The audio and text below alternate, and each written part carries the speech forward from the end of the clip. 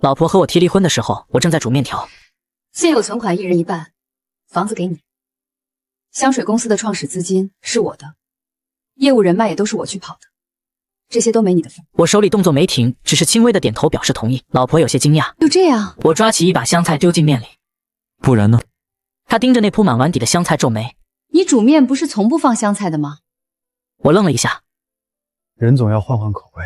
老婆神色复杂的看着我，她不知道的是，我从前不吃香菜是因为她不喜欢，但以后不会了。面条被捞起来的瞬间，门铃也响了。江婉急忙忙的开门，言语温柔：“你怎么上来了？不是说了让你在楼下等？”门外的男人声音爽朗：“我来帮你搬家，省得你累着。”我端着面条出门，恰好看见男人搂着江婉的腰进来。那男人我认识，是江婉手底下新招的实习生，叫文凯，据说是海大香水专业的高材生。从他进公司的第一天起，江婉就一直没停止过对他的欣赏。文凯朝我露出歉意的笑容：“打扰了，知旭哥。”知旭哥，明知道我和江婉是夫妻，却叫我知旭哥，真是有意思的称呼。我没理会他，而是慢慢的吃着面。江婉见我沉默，于是解释：“你别多想，我只是让阿凯来帮我收拾行李。”文凯很自然的换鞋走进屋内，一股很熟悉的味道扑面而来。我下意识的皱眉，放下手中的筷子，问江婉：“你把我新研发出来的香水给他用了？”文凯整理衣服的动作顿住，随后有些慌乱的看着江婉，江婉却很不以为然：“香水是你研发的没错，但你是公司的员工，法律上这属于公司的资产。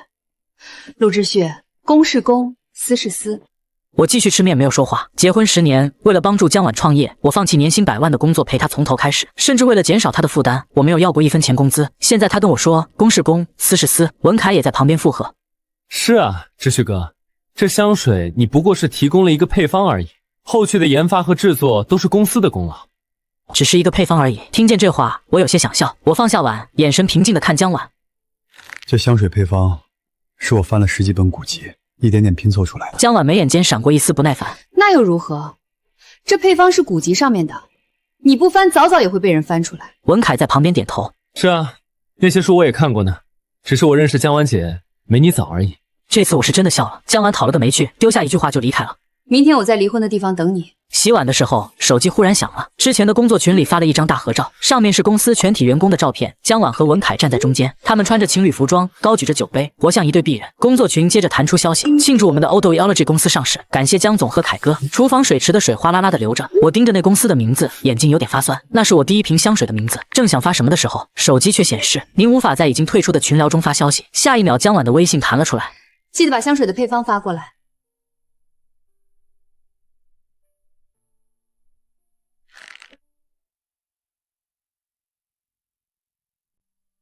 手指在微信界面悬停很久，最终我还是打了电话过去。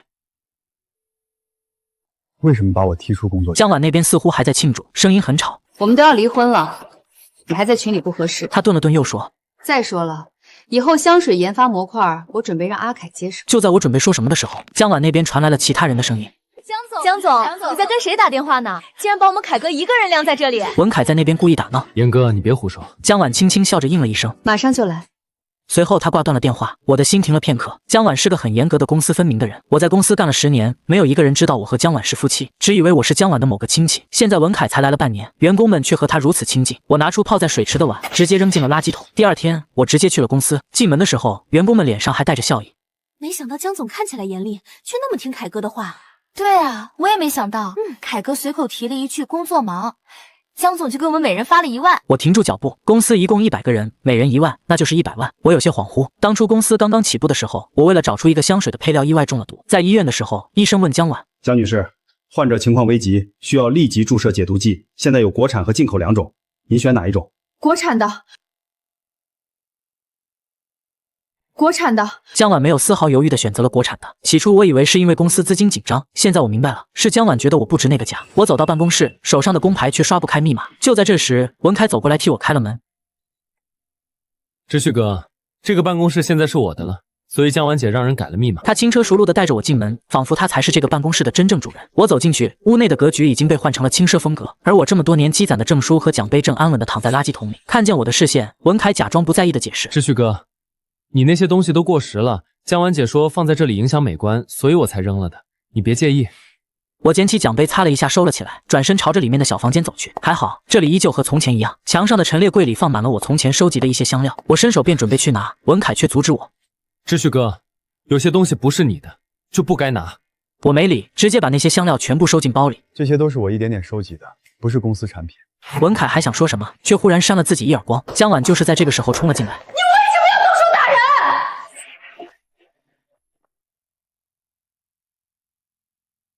你为什么要动手打人？我看着江婉小心翼翼地护着文凯的模样，心里忽然涌起一股疲倦。江婉，从前我觉得是我眼瞎，现在我觉得眼瞎的人是你。说完我就想要离开，但却被江婉拦住。道歉，否则你知道我的手段。我没有理，但很快我就知道了江婉的手段是什么。几天之后，好兄弟给我打电话，言语含糊不清。志旭，你和江婉离婚了吗？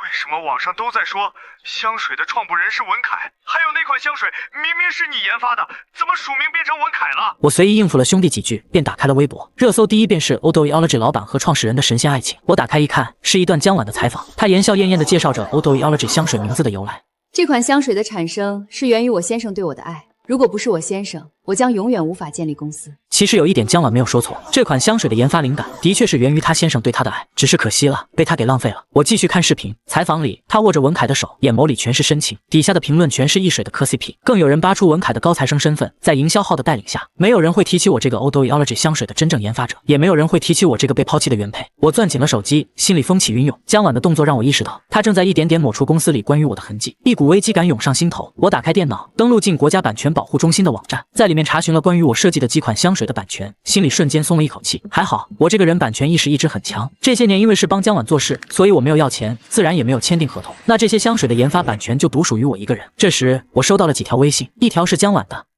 香水的核心配方为什么还没有发过来？明天 Odoeology 要去参加香氛创业者大会，你今晚就把配方发过来。我没理。还有一条是温情发来的消息：听说你被除名了，不如跟我一起干吧。温情是我在山间挖香料时认识的，他也是一个爱香之人。脑海中回想起温情的话，又算了算自己的存款，好半晌我回复：我要入股，赚钱了一人一半。温情没有犹豫，也行，工作室地址我都看好了，明天见面谈。我回：好，等我处理完这边的事情。许是等得不耐烦了，江婉打电话过来。香水配方为什么还不发给我？我沉默片刻才回：江婉，香水配方是我研制的，你没有资格拿走。江婉愣了，那是你在公司里研制出来的，属于公司财产。我笑了，很真心。江婉，我们签合同了吗？你给我发过哪怕1分钱的工资吗？江婉有些急了，是你不要我签合同的，现在又翻这些旧账做什么？是的，当初我以为我们是夫妻，不需要计较那么多，但我没有想过我的好心和体谅会成为江婉抹除我功劳的助力。江婉还想要说什么，却被我挂断。后来我收到江婉服软的短信：看在夫妻10年的份上，把配方给我，想要多少钱你提。我没回，只是把明天要参加香氛大会的衣服叠好。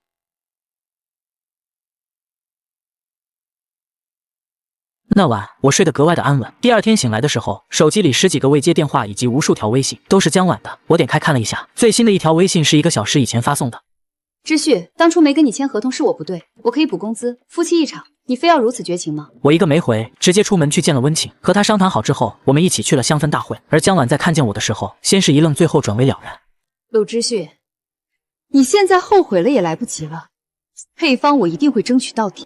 我朝他笑笑，希望你能成功。江婉脸色一沉，想说什么的时候，我已经绕开他，直接进了会场。文凯拦着我：知旭哥，你已经不是公司员工了，这次会议你无权进入。门口正在查验请柬的迎宾人员为难地看我。江婉理了一下衣领，带着文凯进去。临走之前，他瞥我一眼：陆知旭，没了我你什么也不是。你以为不拿配方我就没办法？门缓缓关上，透过缝隙我看见江婉正挽着文凯的胳膊，在台上洋洋洒洒的介绍。这时温情气喘吁吁的赶了过来：我来迟了，我们直接进去吧。我朝他一笑：不迟，来得正好。温情带着我从后门进去，直接坐在了贵宾席。见我惊讶，温情解释：忘了跟你说，这香氛大会的主办方是我父亲。我挑挑眉没说话，而是冷静地听着文凯的分享。他在分享当初他是如何历经千辛万苦研制出 Odoeology 香水的配方。底下的人纷纷喝彩，有人提出希望能看见文凯亲手调制香水。不如请文先生现场给我们调一次香，让我们开开眼。但江婉上台代表文凯拒绝了。实在抱歉，我怀孕了，已经3个月了。我先生为了我肚子里孩子的安全，近期都不打算接触香料了。会场内先是陷入寂静，随后便是恭喜。我看着人群中间的江婉与文凯，心想：江婉怀孕已经3个月了，但是最近几个月，江婉一直没有和我同房。每一次我想碰她，她都假意推脱说我身体还没恢复好。我以为她是关心我，却没想过她早就怀了别人的孩子，真是讽刺。这时，台下的裁判忽然咦了一声：“温先生，你这香水的配方似乎不太对，调出来的味道根本不对版，甚至有些刺鼻。”我垂下眼眸，掩盖住眼底的笑意。江婉以为自己找到了我当初留下的配方，但她不知道那配方少了最关键的一味香料。文凯有些慌乱，江婉脸色也不好看。这时我理了理衣服，站起身。他调不出正确的味道，因为他手里的从来都不是完整的配方。所有人都齐刷刷地看向我，包括江婉，只是别人的眼神是好奇，而江婉是惊慌。陆之旭，你怎么进来的？我缓缓地朝会场中央走去。我是来参加香氛大会的，有什么问题吗？江婉脸色有些难看。公司的名额给了文凯，你哪来的名额进来的？说着，江婉对着外面的迎宾人员招手。你们是怎么核验客人的？怎么能什么人都放进来呢？迎宾人员向我走来，在看见我身后的温情之后，直接变了脸色。江总，陆先生是我们老板亲自请来的贵客。江婉眼里翻涌起一股怒意，她隐约察觉到事情在逐渐的不受她控制。明明在她的印象中，我只是一个只知道研究香水配方的木头人，什么时候竟然认识了香氛大会主办方的老板呢？江婉还想要说什么，却被裁判们打断。这位先生，您刚才说的文先生给的配方不是完整的配方，这句话是什么意思？我绕过江婉，走到裁判跟前的香水试验台上，又从口袋里拿出一瓶绿色的液体，在那半成品里面滴了一滴。很快，那股熟悉的香味在整个会场弥散开来，裁判们激动地纷纷点头。对，这才是那款香水的味道，就是这个。所有人都看向我手里的绿色液体，有人提问：陆先生，您这手里的是什么东西？我收起那瓶液体，对着众人露出优雅的微笑。这是我的秘密配方，也是香水的核心香液。在场众人全部哗然。不是说这香水是文凯研发的吗？怎么现在又变成陆先生研制的？一直沉默寡言的文凯直接伸手抢我手里的瓶子。志旭哥，我把你当兄弟，你居然趁我不注意偷我的核心香饮，真是卑鄙无耻！江婉看了我一眼，最终选择搂着文凯。陆之旭，你要是现在认错，我还能看在过去的情分上，当做此事没发生过。我不知道为什么到现在，江婉依旧可以那么的笃定，笃定我不会跟他计较，也笃定我没有任何的证据。温情从我身后站了出来，我可以证明这款香饮是陆之旭的。在众人疑惑的眼神中，温情漫不经心的解释，因为这香饮的原材料是我陪着他在云贵高原的深山里一点点挖出来的。这话一出，江婉的脸色彻底黑如锅底。她松开文凯，走到我跟前，捏着我的手腕质问：你跟他一起挖的？什么时候？你们什么关系？我瞧见他眼底的怒火，觉得很莫名其妙。明明出轨的人是他，他怎么有脸面来问我的呢？我甩开他的手，语气很平静：这与你无关。江婉急了：怎么会跟我无关？你是我的……话音戛然而止，江婉自己也愣在原地。江婉那句未能说出口的我的男人，成了卡在喉咙里的鱼刺，吐不出也咽不下。他脸色煞白，在全场或同情或鄙夷的目光中，被工作人员请离了会场。一场闹剧终于以背叛者的狼狈收场而告终。香氛大会的后台休息室里，温情递给我一杯温水，眼中是毫不掩饰的欣赏与笑意。陆之旭，你刚才真是帅呆了，我第一次见江婉那副吃瘪的样子，痛快。我接过水杯，指尖的微颤才终于平复下来。掌心的那瓶核心香饮，仿佛还残留着刚才在台上逆转乾坤的余温。胜利的喜悦是真实的，但更多的是一种彻底告别过去的释然。这只是第一步。我看着温情，认真说道：江婉不会就这么算了的。那又怎样？温情挑了挑眉，自信飞扬。他有他的 O2OG， 我们也可以有我们自己的工作室。你有技术，我有渠道，我们联手，还怕他不成？他的提议正中我下怀。这些天，我也一直在思考未来的路。重回任何一家香水公司做研发，都难免受制于人。只有创立自己的品牌，才能将我的理念贯彻到底。好，我重重点头，就这么办。温情兴致勃勃地凑过来。那我们的工作室叫什么名字好呢？我沉吟片刻，脑海中浮现出万物复苏的景象，那是破土而出的希望。我看向他，目光温和而坚定。就叫清河吧。清是你的姓，禾是禾苗的禾，代表新生与希望。温情眼眸一亮，咀嚼着这个名字，笑意从嘴角漾开。清河，好，就叫清河。胜利的喜悦和对未来的憧憬让我们都有些兴奋。庆祝晚宴后，我们便马不停蹄地投入到清河工作室的筹备中，场地、设备、注册，一切都在温情的帮助下有条不紊地进行。然而，当进行到最关键的一步——采购原料时，我却碰了壁。我拨通了合作了近8年的供应商王老板的电话，他一向对我赞誉有加。喂，陆老师，恭喜啊！香氛大会的事儿我听说了，真是大快人心。电话那头，老王的声音一如既往的热情。王老板客气了，想从您那儿进一批龙涎香和白麝香，还是老规矩。我心情轻松地报上了清单，电话那头却突然沉默了。过了好几秒，才传来他略显为难的声音：“哎呀，陆老师，真不巧，最近海关查得严，龙涎香的货都压在港口了，恐怕短期内供不了货啊。”我心中微动，但没多想，只当是巧合。那白麝香呢？白麝香也被一个大客户全包了。您看这。挂了电话，我心头升起一丝不易察觉的阴霾。我又连续拨打了另外几家熟悉供应商的电话，得到的答复却出奇的一致，不是库存告急，就是公司流程调整，暂停对新工作室供货。一次是巧合，2次是意外，3次、4次就是人为的阻碍了。我的心一点点沉了下去。江晚在业内经营10年，人脉关系盘根错节，他果然没有善罢甘休，他这是要从源头上彻底扼杀清河的诞生。我不死心，拨通了最后一位供应商的电话，也是我认识最久、私交最好的李哥。电话响了很久才被接起，李哥的声音疲惫又无奈，他开门见山。知旭，别问了，我帮不了你。我握紧了手机，声音发沉。是江晚对吗？电话那头传来一声长长的叹息，夹杂着电流的杂音，显得格外刺耳。陆老师，不是我们不帮你，是江总亲自发话了。他说，李哥的声音压得极低，仿佛怕被谁听见。谁给您供货，就是和欧黛阿丽卡作对。我们都是小本生意，实在得罪不起啊。挂断电话，我手脚冰凉地站在原地，手机屏幕的光映着我毫无血色的脸。李哥最后那句话，如同淬了毒的冰锥，狠狠扎进我的心脏。和 Odoiology 作对，好一个江晚，真是赶尽杀绝。他不仅要抹去我的过去，还要彻底断送我的未来。10年夫妻，他比谁都清楚，没有顶级原料，再厉害的调香师也只是纸上谈兵。温情不知何时走了过来，看到我的脸色，关切地问：“怎么了？供应商那边？”我苦涩一笑，将手机递给他，上面还停留在通话记录的界面。江晚给所有供应商打了招呼，没人敢给我们供货。温情接过手机，快速翻看了一下通话记录，好看的眉头瞬间拧紧，他身上那股明媚张扬的气息也沉了下来，办公室里的空气仿佛都凝固了。他这是要逼死我们！温情气得脸颊泛红。我去找我爸，温家的面子他们不敢不给。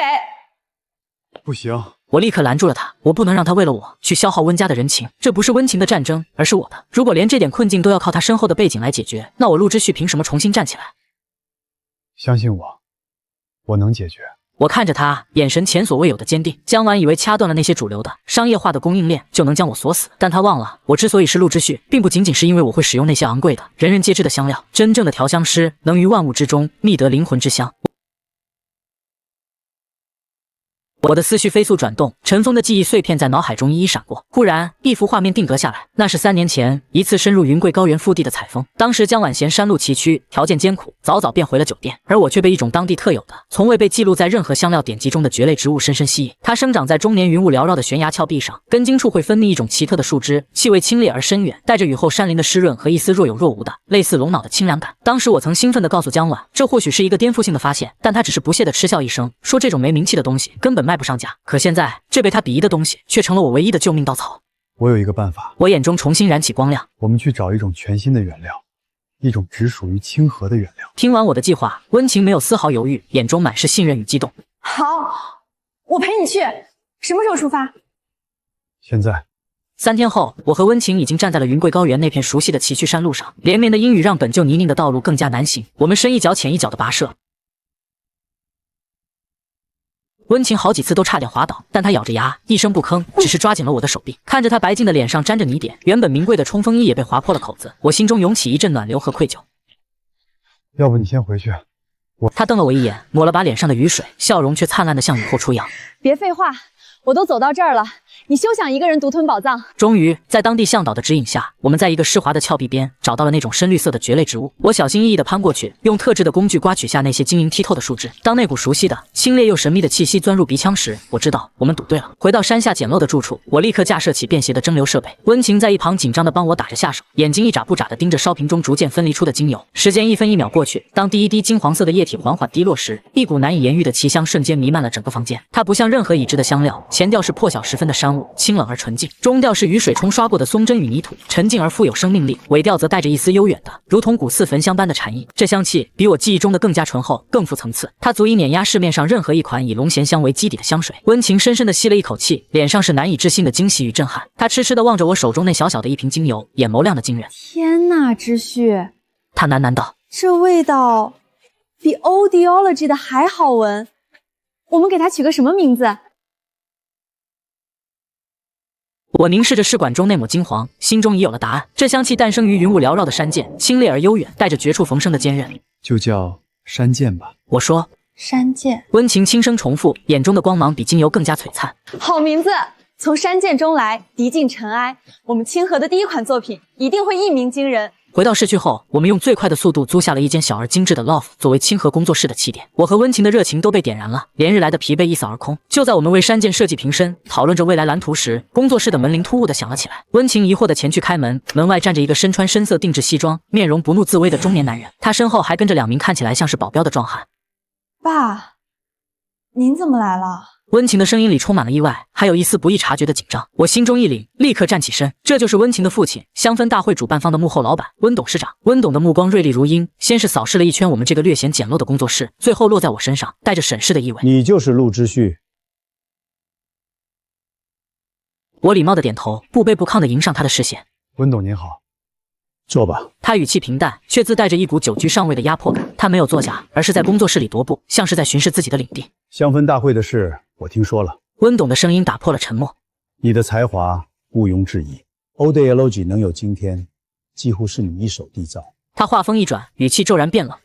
但我同样也听说你和江晚的离婚官司闹得很难看，他不仅背叛了你，还企图侵占你的所有成果。温情急忙开口：“爸，那都是江晚的错，跟秩序没关系。”温董抬手制止了他，目光依旧锁定在我身上。年轻人，我做生意几十年，见过太多因为感情纠葛而毁掉的大好前程。我只有温情这么一个女儿，我不想她因为一时冲动卷进别人的烂汤子。他的话虽然客气，但其中的警告意味再明显不过。他担心我是个麻烦，会拖累温情。我深吸一口气，平静地说道：“温董，我感谢您女儿在我最困难的时候给予的帮助。我向您保证，我和江晚的恩怨，我会亲手了结，绝不会牵连到温情和清河。”温董嗤笑一声，似乎觉得我的话天真的可笑。保证？你拿什么保证？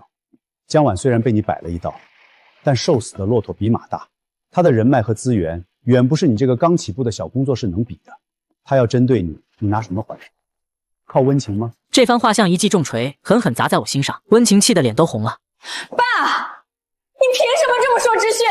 是我自愿要帮他的。温董却不再理会他，而是走到我面前，从西装内袋里掏出一张名片，放在桌上，用手指轻轻敲了敲。雅韵，国际知名的轻奢品牌，他们最近正在为明年春季的新品寻找合作的香氛供应商。他的声音不带一丝感情。江晚的Audiology已经递交了方案，而且势在必得。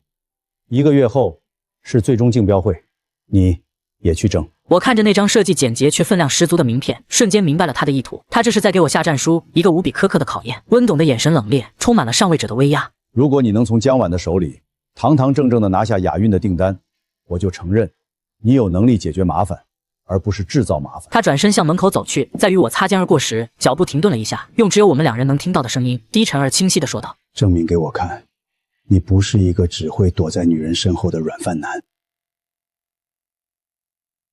温董那句带着羞辱性的警告，像一根刺扎在我的心头，却也激起了我全部的斗志。这1个月，我和温情几乎是以工作室为家，将所有心血都倾注在了雅韵的项目上。竞标会现场，空气中弥漫着不同品牌香水混合的馥郁气息和无声的硝烟。我和温情代表的清河工作室，在众多老牌供应商中显得格外单薄。而我们的正前方，江晚正带着他的精英团队，众星拱月般坐在Audiology的席位上。他妆容精致，一身高定西装，眼神里是志在必得的傲慢。他看到了我，目光在我身上停留了片刻，嘴角勾起一抹轻蔑的弧度，仿佛在看一个不自量力的跳梁小丑。竞标开始 ，Audiology 作为行业巨头被安排在了黄金展示位，江晚亲自上台。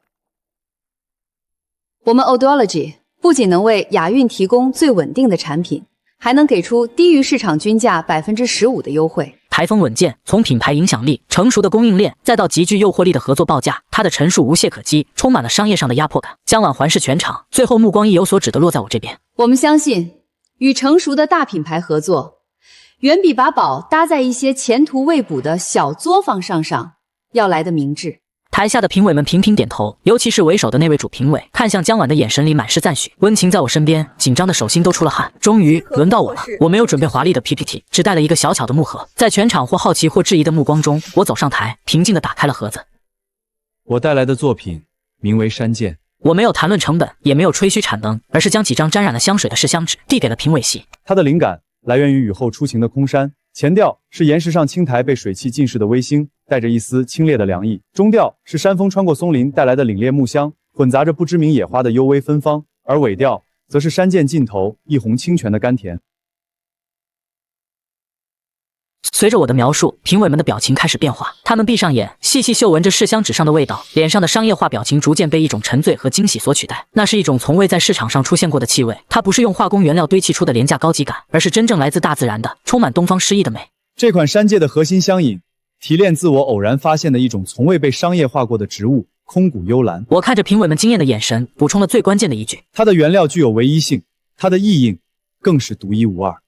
这是清河能给予雅韵的最珍贵的价值。我的话音落下，全场寂静。姜婉的脸色瞬间变得无比难看，她死死地盯着我，眼神里的嫉妒和怨毒几乎要溢出来。她知道，在作品层面，她输了，输得一败涂地。然而，她绝不会就此认输。在竞标会结束后的休息时间，我无意中看到姜婉和一个姓赵的评委在走廊拐角处低声交谈。他的助理递过去一个精致的礼品袋，赵评委不动声色地收下了。那一瞬间，我心中警铃大作。回到座位，温情担忧地问：“你觉得我们有几成胜算？”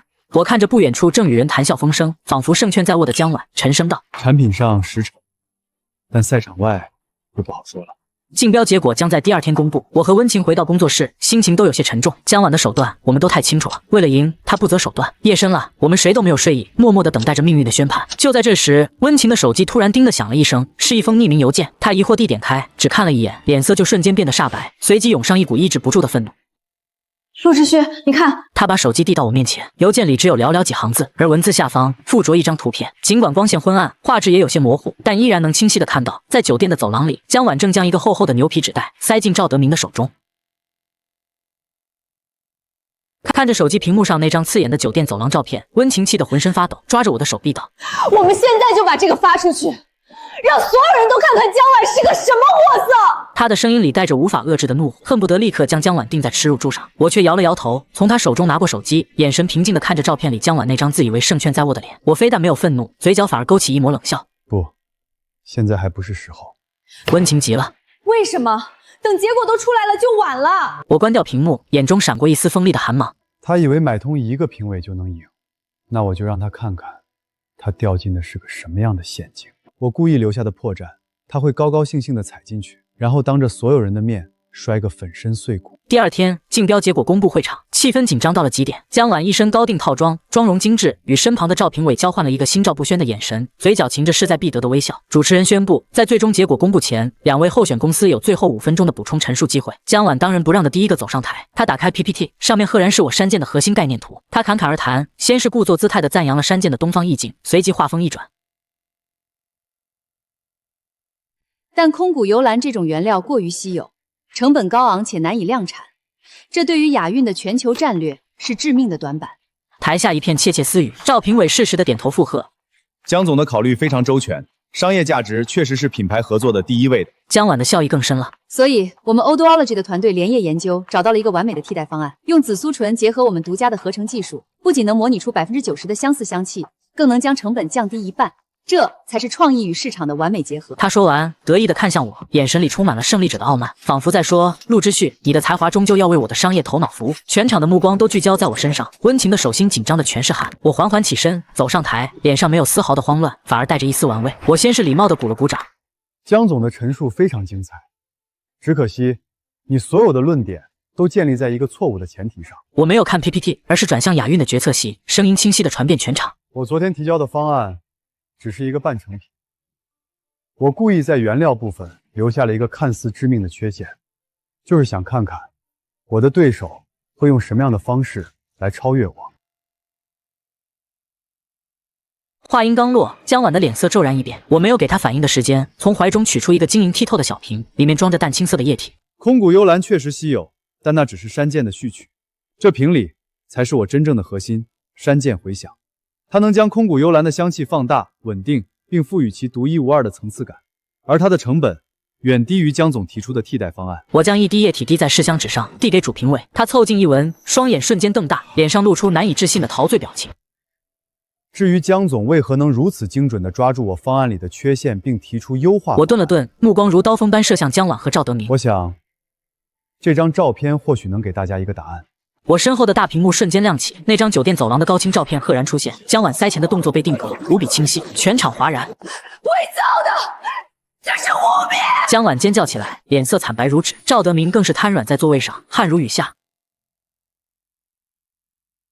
雅韵的品牌代表豁然起身，脸色铁青，拿起话筒一字一顿地宣布：我宣布 ，Audiology 因存在严重商业贿赂行为，永久失去与雅韵的合作资格。本次订单的最终获胜者是清河工作室。雷鸣般的掌声中，江婉摇摇欲坠，当众失态。我看见会场角落里一直默不作声的温董缓缓站起身，他锐利的目光穿过人群，牢牢地锁定在我身上，充满了震惊与审视。会议结束后，温董没有理会激动地扑向他的温情，而是径直走到我面前，用一种我从未听过的平等的语气说道：“陆先生，今晚有空吗？我想请你吃顿饭。”夜里，在一家雅致的私人会所，温董亲自为我斟满一杯酒，开门见山：“你和温情的事儿，我不再反对。”他深邃的目光盯着我，话锋一转，带着一丝不容置疑的压迫感。但我有一个要求，必须尽快扳倒江婉。雅韵竞标会上的惨败，如同一颗重磅炸弹，在 Audiology 内部引爆了剧烈的连锁反应。消息传出的瞬间，公司的股价应声跳水，屏幕上一片刺眼的绿色，仿佛在无情地嘲笑着江婉的溃败。办公室里，江婉死死地盯着电脑屏幕，精致的妆容因扭曲的愤怒而显得狰狞。她猛地将桌上所有文件扫落在地，价值不菲的定制钢笔滚落到文凯脚边。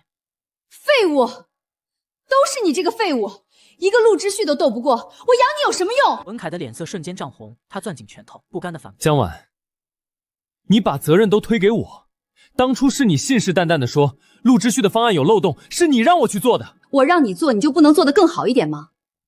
你不是海大高材生吗？你不是比陆之旭更懂市场吗？结果呢？被人像耍猴一样当众羞辱，连带着我也成了整个行业的笑话。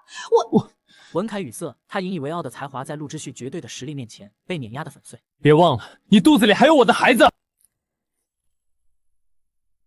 情急之下，他搬出了最后的筹码，这句话却像点燃了火药桶。江婉猛地转身，一个耳光狠狠地甩在他脸上，清脆的响声回荡在办公室里。闭嘴！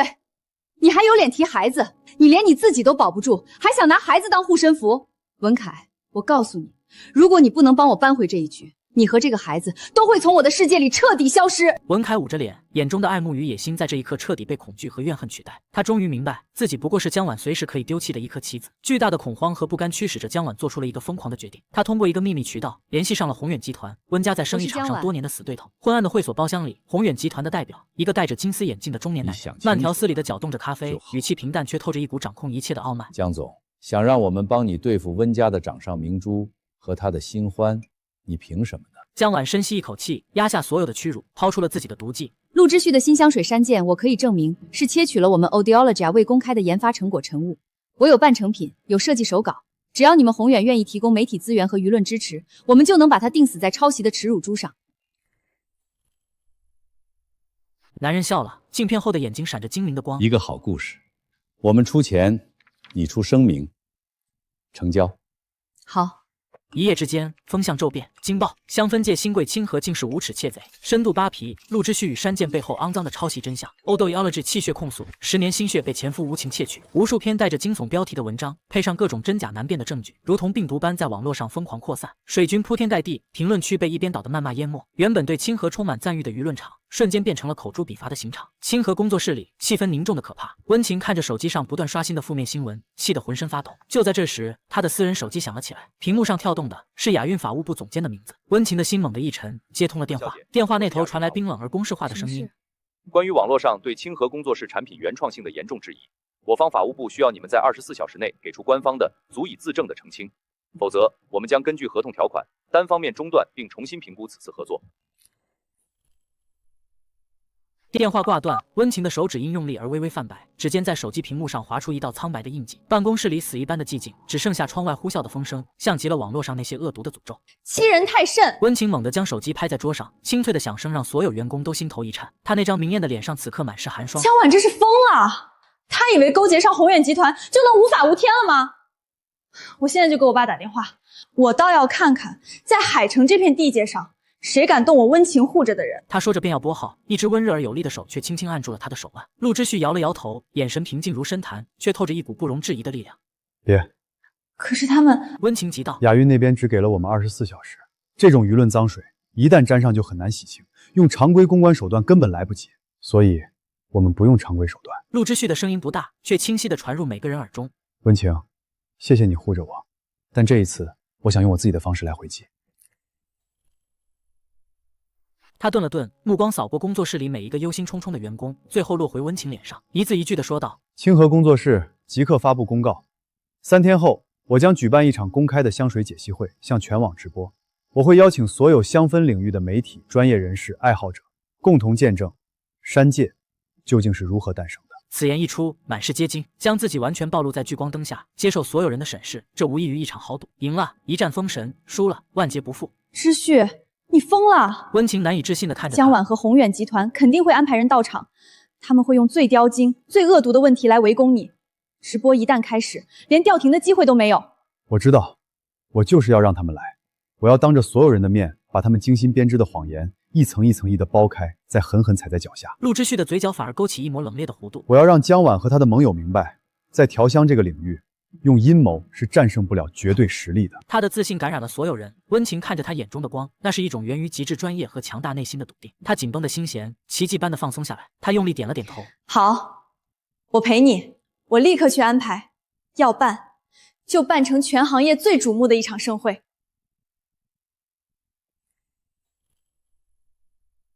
清河工作室的直播预告像一颗重磅炸弹，瞬间引爆了本就沸腾的娱乐场。江晚看到消息时，正和文凯在宏远集团代表的陪同下，享受着胜利的香槟。公开解析会，全网直播。文凯嗤笑出声，满脸不屑。他以为他是谁？神仙吗？还想当众自证清白？我看他是被逼疯了，这是主动把脖子伸过来让我们砍。江晚晃动着杯中的液体，眼中闪过一丝毒辣的快意。他还是那么天真。总以为靠那点可笑的才华就能解决一切。既然他自己要找死，那我们就成全他。他转向宏远集团的代表，微笑道：李总，直播那天恐怕要麻烦您这边安排几位专业人士去现场提几个专业问题了。李总推了推金丝眼镜，镜片后的目光阴冷而玩味。蒋总放心，我已经联系了欧洲香水协会的一位资深调香师，届时他会问一个陆之徐绝对无法当面回答的问题，一锤定音。3天后，解析会现场，聚光灯下，陆之旭一袭简单的白衬衫，从容地站在台前，台下坐满了业界名流和媒体记者，无数摄像头对准了他。线上的直播间里，观看人数早已突破100万，没有多余的开场白，他直接进入主题，从山涧的灵感来源到核心原料的发现与提纯，娓娓道来。他的讲述专业、严谨而富有感染力，仿佛带领着所有人走进了一个空灵清幽的东方山谷。就在观众们渐渐被他描绘的香氛世界所吸引时，提问环节开始了。一只手迅速举起，一个穿着考究、金发碧眼的男人站了起来。他操着一口流利的中文，语气却充满了不加掩饰的傲慢与挑衅。大家好，我是来自法国的调香师皮埃尔，我想请问陆先生。他锐利的目光如鹰隼般锁定陆之旭，声音通过麦克风传遍全场。你能否向我们解释一下，你的山镜和 Odeology 实验室里一款名为晨雾的未公开作品，为何在前调的分子结构上有高达90%的相似度吗？话音落下的瞬间，全场死寂，所有镜头和目光都像利剑一样齐刷刷地射向陆之旭。这个问题太狠毒了，直接将他定在了窃贼的耻辱柱上，而且还用上了90%相似度这样具体又极具煽动性的专业术语。线上直播间瞬间炸开了锅。我操，实锤了！我就说他一个被赶出公司的，怎么可能这么快拿出新品？90%相似度，这根本就是换了个瓶子就拿出来卖吧，太恶心了。台下的温情一颗心瞬间揪紧，手心里全是冷汗。他知道这是陷阱，一个用专业术语包装的，足以将陆之旭彻底毁灭的陷阱。而此刻 Odeology 的办公室内，江晚和文凯正举着香槟，满眼快意地盯着屏幕。结束了，这个皮埃尔可是我托人花大价钱请来的，看陆之旭这次怎么死。江晚嘴角勾起一抹残忍的弧度，仿佛已经看到了陆之旭身败名裂的狼狈模样。然而聚光灯下的陆之旭脸上却连一丝慌乱都看不到，他甚至对提问的皮埃尔露出了一个近乎悲悯的微笑。问得好。他平静地开口，声音通过麦克风清晰地传遍每个角落。随后，他从容地按动手中的遥控器，身后的大屏幕上瞬间出现了2张复杂精密的分子结构图和对应的气象色谱分析图，一张标注着山涧，另一张则标注着晨雾。正如这位皮埃尔先生所说，2款香水在前调上的确有高达90%的相似度。陆之旭坦然承认，引起台下一片哗然。他没有理会骚动，只是用激光笔点向那10%的差异之处，声音陡然变得锋利如刃。但恰恰是这10%，决定了一款香水是传世的艺术品，还是拙劣的仿制品。他指向山涧的结构图，山涧的核心香饮取自我发现的一种全新原料空谷幽兰，它的分子结构稳定而独特，能赋予前调清冽的生命力。而晨雾，他的激光笔猛地移到另一张图上，他试图用3种常见的合成香料来模拟空谷幽兰的气息，结构松散，乍一闻相似，实则后继无力，甚至会因为结构不稳定而产生一丝工业化的色感。江总，你说是吗？江晚脸上的笑容瞬间僵住，陆之旭没有给他反应的机会，继续道：换句话说，不是我的山阴抄袭了晨雾，而是江总和文凯先生拿到了我山阴的废弃初稿，然后用廉价的替代品进行拙劣的模仿，并试图用这90%的相似度来反咬一口，将我的原创作品污蔑为抄袭。话音刚落，他转身揭开旁边实验台上的一块幕布，露出了2套精密的蒸馏设备。空口无凭，科学是检验真理的唯一标准。现在，我就当着大家的面将这2种核心原料进行现场提纯对比。在无数镜头的直播下，陆之旭手法娴熟，动作行云流水。很快，2只试管中分别出现了提纯后的香饮。山涧的香饮清澈透亮，宛若山巅的晨露，而代表晨雾的那只却带着一丝若有若无的浑浊。他将2只试管递给台下的评委和媒体。当众人闻到山涧香饮那纯粹、空灵，仿佛能洗涤灵魂的香气，再对比晨雾香饮那明显单薄且带有一丝化工感的模仿气味时，所有人都露出了恍然大悟的表情。高下立判，真假立分。那个提问的皮埃尔脸色涨成了猪肝色，在众人鄙夷的目光中灰溜溜地坐下了。直播间彻底反转，弹幕如同雪崩般刷新。我的天，神级反杀，这才是真正的大师风范。我就说陆神不可能抄袭，原来是 Odoiology 做贼喊贼。清河的山涧在哪买？我要买爆！这场直播成了一场载入史册的公开处刑，更成了一场效果拔群的品牌营销。清河工作室和山涧的名字瞬间登顶各大平台热搜。Odoiology 办公室内，江晚看着屏幕上陆之旭那张从容自信的脸，气血翻涌，再也控制不住情绪，抓起桌上的笔记本电脑，歇斯底里地砸向了墙壁。砰的一声巨响，屏幕4分5裂。也就在这时，他的私人手机尖锐地响起，是宏远集团的李子。江晚深吸一口气，强行压下怒火，接起电话，声音却仍在颤抖。电话那头只传来一句冰冷、不带任何感情的话语：江总，我们的合作到此为止。电话被嘟的一声挂断，办公室里死一般的寂静。江晚握着手机，指节因用力而发白，手背上青筋暴起。宏远集团的撤资就像抽走了 Odoiology 最后一根顶梁柱，整座大厦顷刻间便摇摇欲坠。失败了，在陆之旭面前，他又一次输得一败涂地。办公室的门被轻轻推开，文凯探进头来，脸上还带着讨好的笑容。江晚姐，直播那边结束了，我们滚！江晚的声音嘶哑而尖利，像一只濒死的野兽。他的话还没说完，一个水晶烟灰缸就擦着他的耳边飞过，哐当一声砸在门上，碎裂一地。文凯，你这个成事不足败事有余的废物！文凯被吓得一哆嗦，脸上的笑容僵住了。他小心翼翼地走进来，试图安抚江晚姐，你别生气，这次是陆之勋太狡猾了，我们下次还有下次吗？江晚猛地站起来，双目赤红地瞪着他。宏远集团撤资了，公司完了，都是因为你，是你出的馊主意，是你找的那个蠢货评委，是你让我像个小丑一样在全行业面前丢尽了脸。他将所有的失败、所有的不甘、所有的怨恨，都化作最恶毒的言语，倾泻在文凯身上。这个他曾经以为可以掌控在手心里的年轻男孩，此刻在他眼中只是一个引爆所有灾难的导火索。文凯的脸色由白转青，他攥紧了拳头，辩解道：江晚姐，这不能全怪我，当初是你同意这么做的。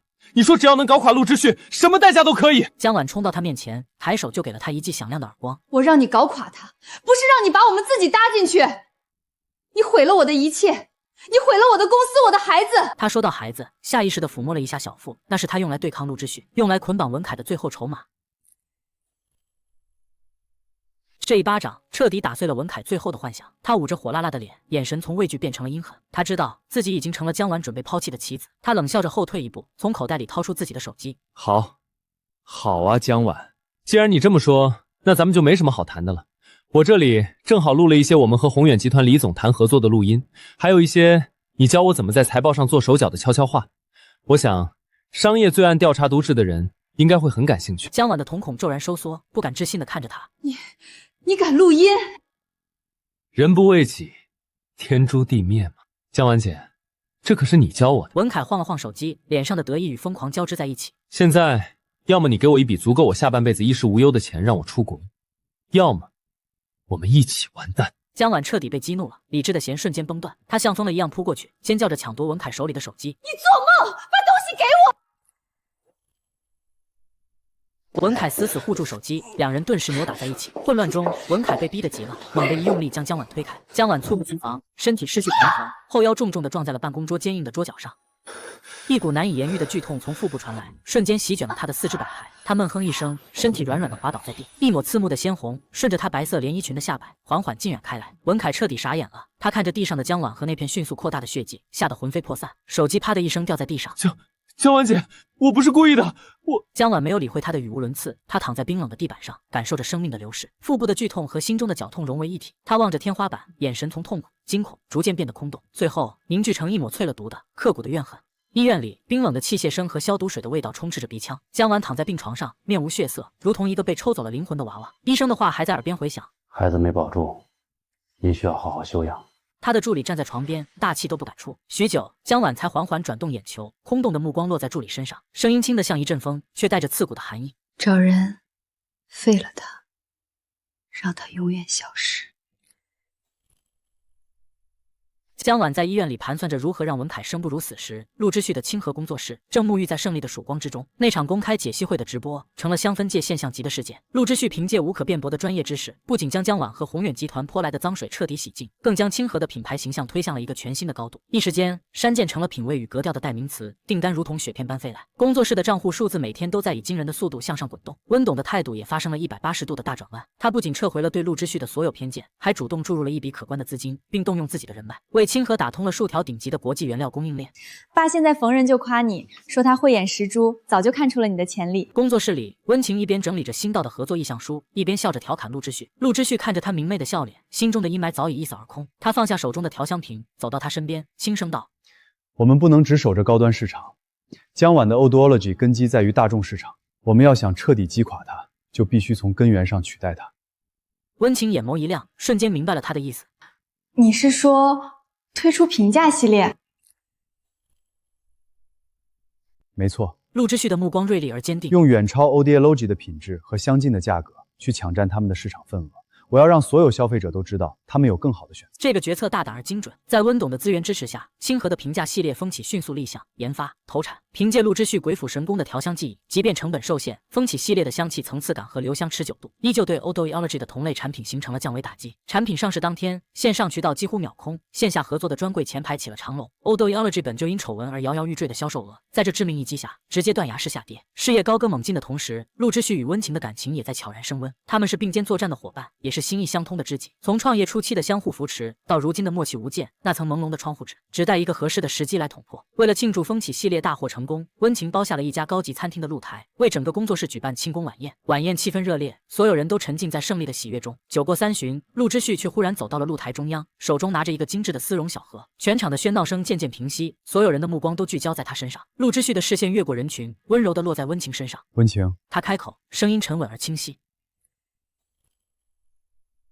从我一无所有到今天站在这里，每一步都有你的陪伴。你像一道光，照亮了我最黑暗的时刻。我曾经以为我的世界再也不会有色彩，直到你的出现。他缓缓打开手中的盒子，里面并非戒指，而是一只小巧玲珑、水晶瓶身中荡漾着浅金色液体的香水。我花了很长时间为你调制了一款专属的香水。他将香水递到温情面前，目光里是前所未有的郑重与深情。它的前调是清晨沾着露水的白茶，是你给我的第一印象，清冽而纯粹。中调是雨后盛开的栀子花，是你性格里的热烈与坦诚。而尾调是温暖沉静的白麝香，是我希望我们能拥有的未来。我给它取名叫做唯一。温情的心脏猛地一颤，眼眶瞬间湿润了。他接过那支香水，轻轻喷洒在手腕上，那复杂而和谐的香气瞬间包裹了他。这味道比他闻过的任何一款香水都要懂他，仿佛就是他灵魂的写照。陆之旭看着他感动的模样，终于说出了那句藏在心底许久的话：温情，你愿意做我的唯一吗？温情嗅着唯一的香气，眼含热泪，却笑得比星光还要灿烂。他没有回答，而是上前一步，在所有人善意的起哄声中，主动吻上了陆之旭的唇。我等这句话很久了。浪漫的余韵还未散去，庆功宴的喜悦依旧温暖着每个清河员工的心。陆之旭和温情的关系从并肩的战友升华为亲密的恋人。工作室里洋溢着一种前所未有的昂扬斗志。然而，在城市的另一端，阴暗潮湿的城中村小巷里，光明从未照耀进来。文凯蜷缩在一个堆满垃圾的角落，浑身散发着馊臭味。他已经好几天没敢回自己的出租屋了。江晚那个疯女人在流产后就彻底疯了，派来的人像猎狗一样到处找他。他身上所有的钱都花光了，连买一个馒头都得犹豫再三。饥饿和恐惧像两条毒蛇，啃噬着他最后的理智。他消瘦的脸颊上，一双眼睛布满了血丝，闪烁着怨毒而疯狂的光芒。为什么会这样？他本该是海大高材生，是 Odoology 的天才调香师，是即将迎娶美女总裁，走上人生巅峰的赢家。可现在，他像一只过街老鼠，人人喊打。这一切都是因为陆之旭。如果不是他阴魂不散的出现，如果不是他夺走了本该属于自己的一切，自己怎么会落到这个地步？江晚那个贱人，也是因为陆之旭的成功，才把自己当成弃子一样扔掉。凭什么陆之旭能拥有清河，能拥有温情，能享受着鲜花和掌声，而自己却要在这里等死？不，他不甘心。一个恶毒的念头，如同地狱里滋生的藤蔓，瞬间缠住了他的心脏。陆之旭最在乎的是什么？是他的清河，是他那些宝贝原料。如果那一切都化为灰烬呢？文凯的喉咙里发出一阵呵呵的怪笑，他挣扎着从地上爬起来，眼中燃烧着同归于尽的疯狂。他要毁了陆之旭，毁掉他所有的一切。